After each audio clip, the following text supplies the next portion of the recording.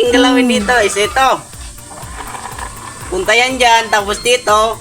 Tapos kuha na guys. Ito guys, pa-challenge tayo dito guys.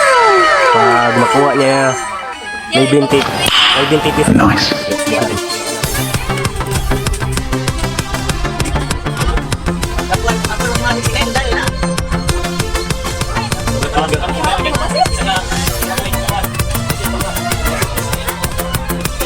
Okay, one touch lang ha. Sige.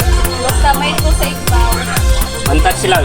Dapat di ba ito? Okay, one touch lang ha. Sige. Basta may ito sa ibaw. One touch lang.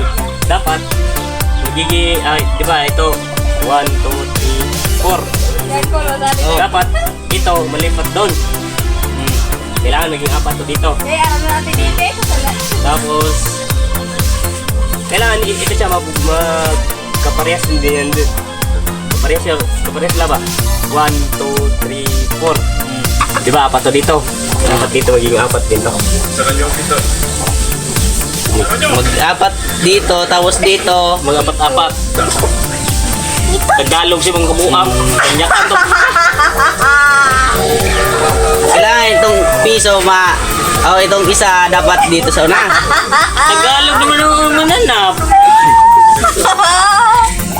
Hindi, di ba? 1, 2, 3, 4. Di ba? Apat to dito. Dapat dito magiging apat to dito. Ang reverse ba? Yung reverse. So guys,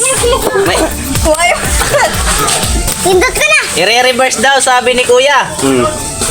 Ngayon, ang gagawin natin, dapat Isang moves na isang one moves, maging apat daw to dito. Tapos ito magiging isa. Guys, one moves lang. watch and learn. Kailangan na natin galawin dito is ito. Punta yan dyan, tapos dito. Tapos kuha na agad. Ang galing!